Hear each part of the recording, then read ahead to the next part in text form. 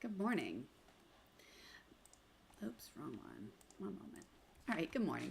My name is Samantha Mirabal. I'm with Mocha's application team. We're doing our design shop talk today. See what questions you might have, try to get them answered. If you have questions while we're live, please type them in on the chats. Don't send them privately, I don't see those. But send them over, and I've got another monitor set up to my left, and I will see if I can answer those.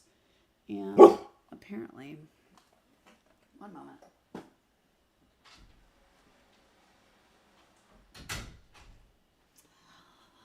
All right, so I'm going to start off with the questions that were sent in ahead of time, and we will go from there.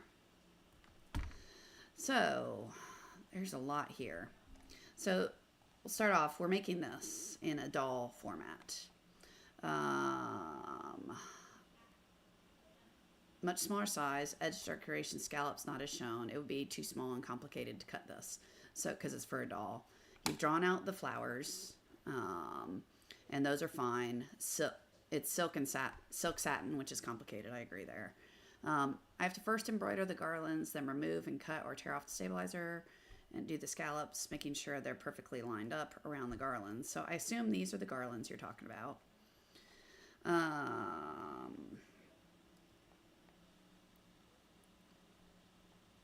How do we make sure the scallops are perfectly positioned when you put it back in the frame?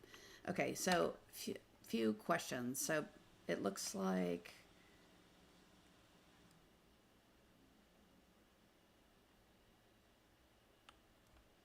you're floating the fabric on laser positioning.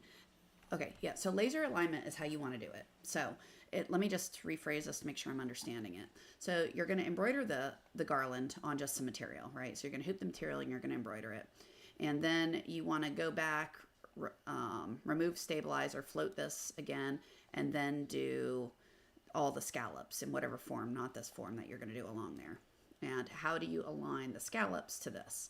So that's going to be an exercise in thinking to some degree, because laser alignment is the way to do it. And what you'll want to do is kind of plan it out. And I always plan big projects like this in one file, right?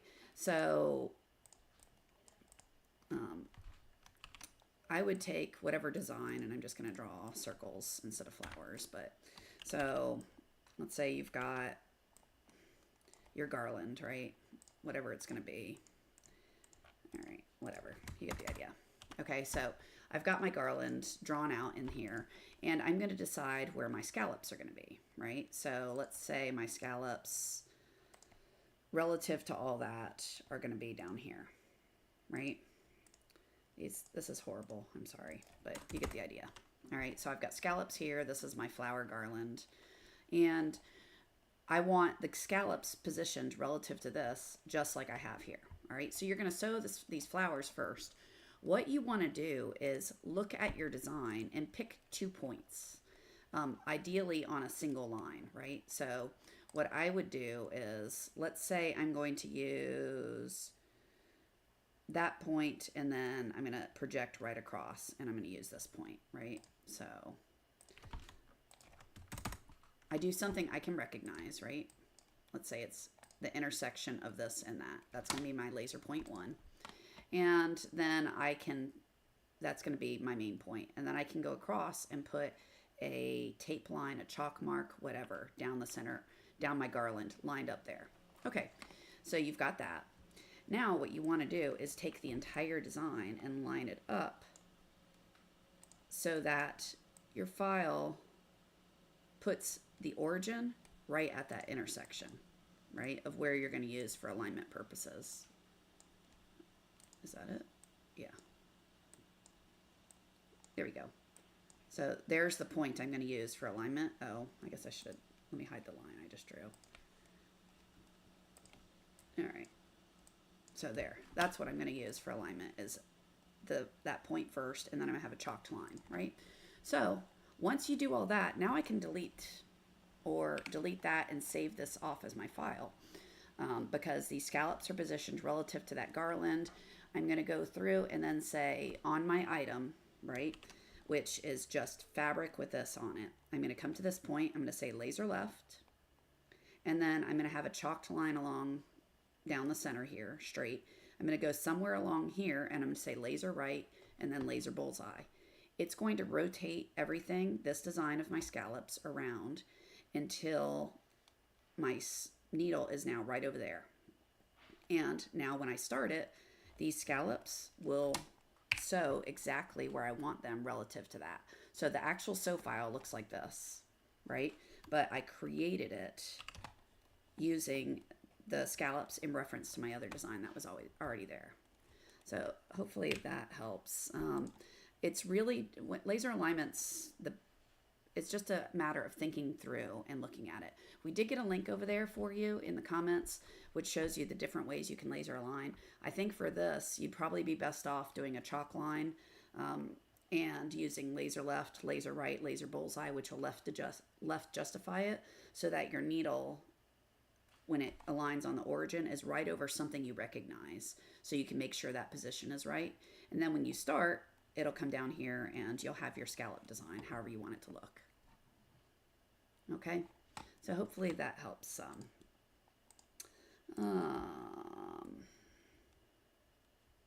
Yeah, so I love these kinds of projects.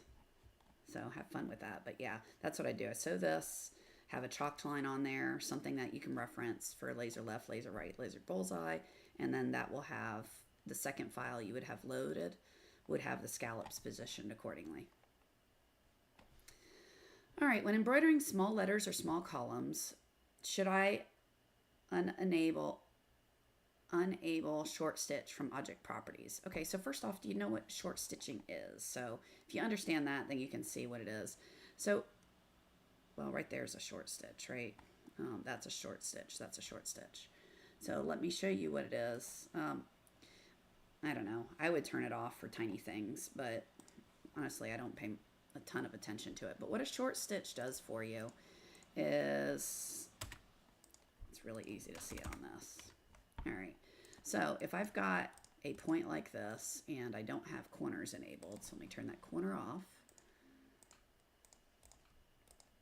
Okay, so when it goes to sew this, if I don't have short stitches turned on, what's going to happen is, you can see it here. This actually has short stitches on, but just pretend it doesn't. So as it comes around, you're doing about 10 million stitches in here because it's all coming back to the center point. So rather than looking like a pretty sharp point, it's going to look like a big old ugly mushroom, right? Because I've got, 3,000 stitches in this area and it's just too much bulk on there. So what the short stitches is going to do for you is it's going to try to help with that. Now on a curve at a triangle this steep, short stitches, nothing's really going to help because we still have too many. But what it tries to do is it shortens up some of the stitches to reduce some of that bulk along here so that as it goes around, you don't end up with 200 stitches right in the same hole. Like as it sweeps around, if I didn't have short stitches, right in this area, we would have a gazillion needle penetrations, right? So that's what the short stitching is doing. So on small lettering, the example you have, there's not many short stitches on here. You can turn it off or on. I'm not sure it matters a ton. The only time I'd really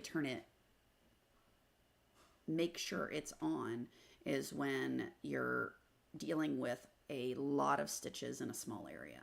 Okay. So, I would just leave it at whatever the default is personally. Actually, that's what I do. I rarely turn it off. I just leave it on and move along. But it wouldn't hurt to turn it off. All right. We have a question typed in. So before I jump here, let me look at that. I'm working on a windbreaker, letters with shadowing, and it's still getting some puckering. I set underlay as edge walk, go over density. So windbreaker, I assume that's a really flimsy material. So when you're dealing with, things that are really thin, prone to puckering, density is, you're along the right lines, making sure you have good underlay and you have a good stabilizer. That's going to be first and foremost, that you're not overstretching it when you hoop it. That's second. And then your density, if you have too many stitches, it's going to pull, right? So keeping your stitch count lower, as low as you can reasonably, and still get your result is going to help with that. So on density, the lower the number, the more stitches you have, right? So it's just going to be a matter of lightening it up on there. So here, that's set to percentage. If I go to properties, turn off auto, 4.0. So what is that telling me? Density wise, that's how close from one stitch to the next, how close they are. So if I were to come over here and measure this using my measuring thing, you'll see that's about 4 points. If I made this 8, which is ridiculous, but you'll see that goes to 8 points. So the smaller the number, the more stitches you have. So when dealing with thinner fabrics, you want to up that, 4, not 43, 4.1, 4.5, somewhere in there, just to keep it looser, right? Edge walk isn't bad. Depending on how wide the column is, edge walk might not be enough, right? Because if you've got a really wide item and you just do an edge walk, it's not really securing it super well, so that when the stitches come across this way, it allows movement of the fabric, which can cause puckering, right? Because when it sews one side to the other, you have shrinkage. So that's that pull effect. Because, pull compensation makes a lot of sense to me. Or the pull effect. I haven't done this explanation in a while, so I'm going to do it now. So if I've got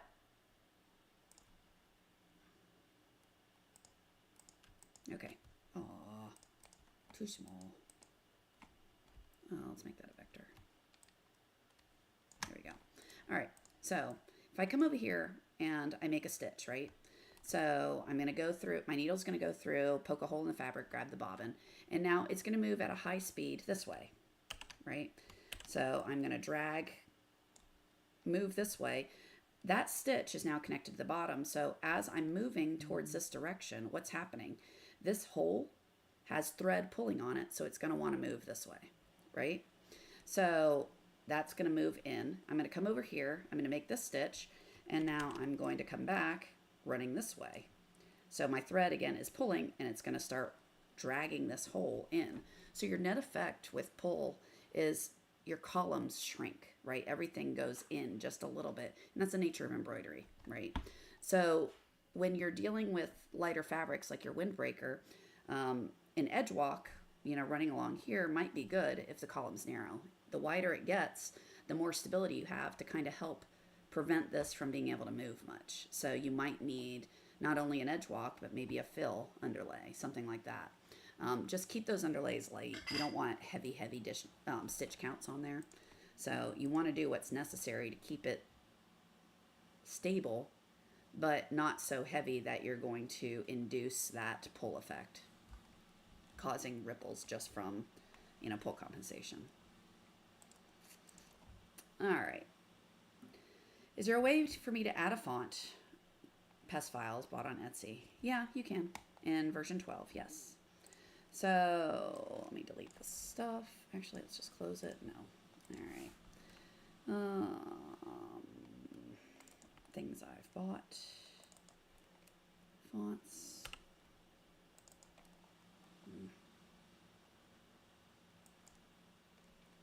I don't know which ones are pretty. I bought these a long time ago. There was like a gazillion of them. Okay. So when you buy those fonts, they come off, these are DSTs, but it really doesn't matter, right? They come out as 100 little things, right? So real quick, because I think I've done this font before. Let me quick look. Scarlet. So I've done the medium. I've done a bunch of them. All right, let's do the large, the medium 2-inch. Okay. And what? Okay, so we'll do the medium. All right, so what you would do is you come over here and find whatever letters you want, right? So I'm going to do I through lowercase l, right? So I select all my DSTs, I move them over here. I open them all up, right? All right, so once they're open, okay, so this is the lowercase l. You select it, right click, save letter. You come over here, and I already have these on here, but what you would do is click new, type it in. I like to put it the name of what it originally was when I bought it, what format it is, and what size it was based on, right? So this one is my 2-inch font because it's the medium one. So I'm going to go save letter. I've already created it, so I'm just going to come down here, custom, and oh, come on, medium 2-inch. There we go. All right. So have that selected over here. I'm going to say this is my lowercase l. That's a capital. I don't want that lowercase. I type it in and I say okay. Then I can come over here. This is the capital L, save letter. It's already on that font, so I can say capital L. Okay. Lowercase k, right click, save letter, lowercase k. Basically, you're mapping all these letters to be typable. Save letter, capital K, J, right click, save letter, lowercase j, capital J.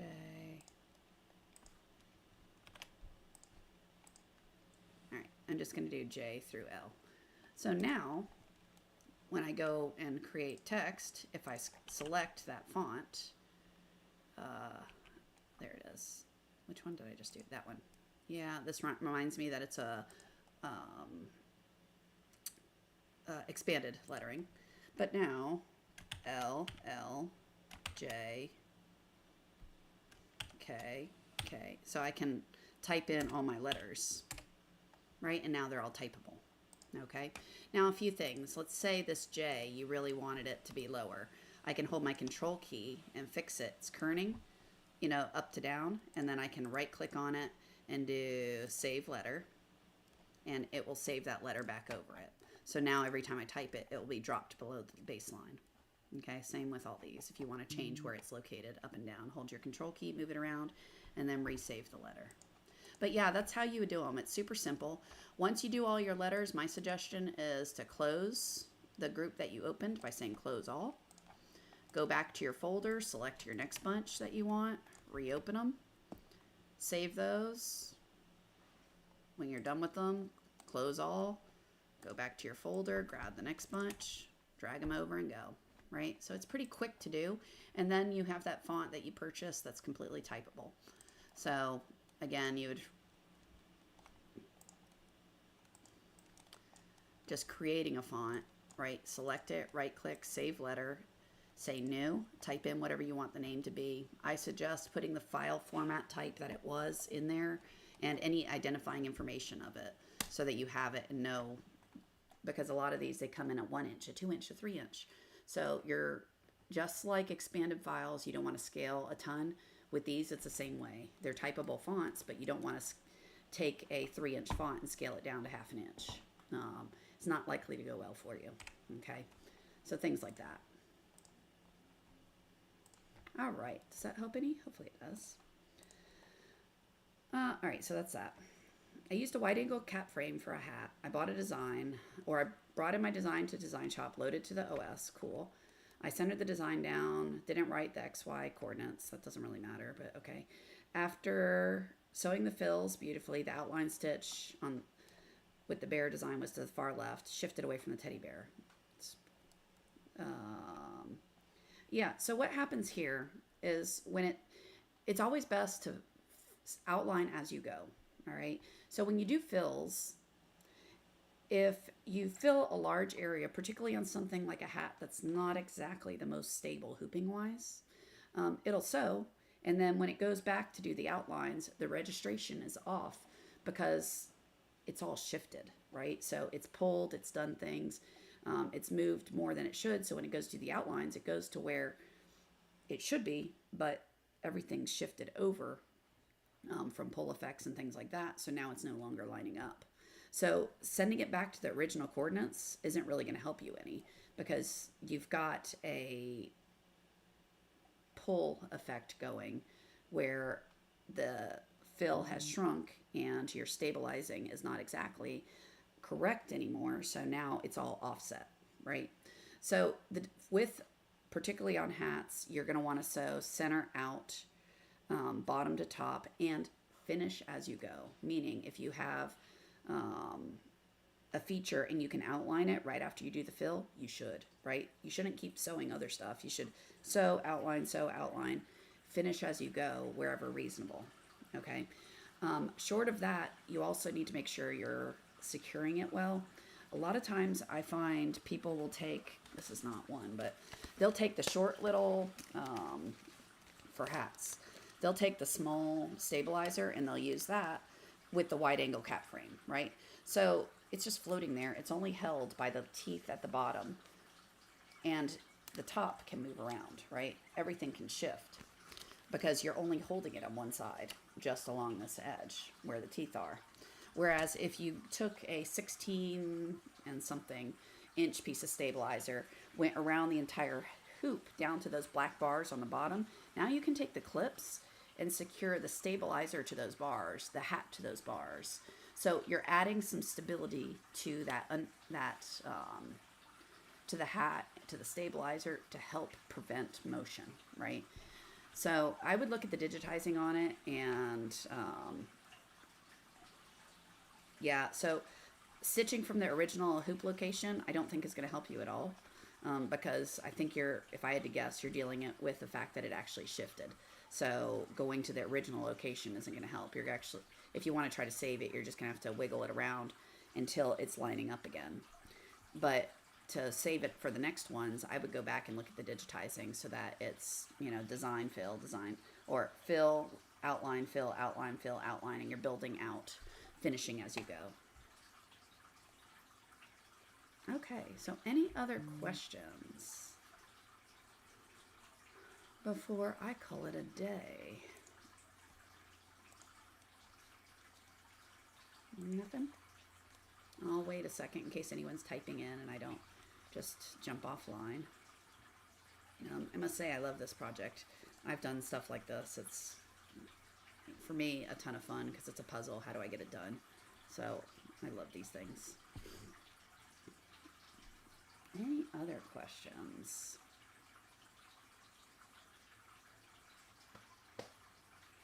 All right. So don't forget, you can type in questions into this little form, right? So anytime these talks are done, you think, oh crap, I should have asked about this, or you're looking at something on Sunday and go, ugh, or Monday, and you go, how do you do this? Let me go ahead and just type in the question, right? Type it in, leave it there. When I go for the next talk next week, I go to the little form, pull all the submissions, and now I have a question list. So use that as a resource. If you have anything you want to learn about, just let us know. You can type it in there too. But other than that, have a fantastic weekend. I will be back next Thursday, and we'll do it again. See what else we can try to get answered for you guys. Have a great weekend, everyone. Talk to you next time. Bye.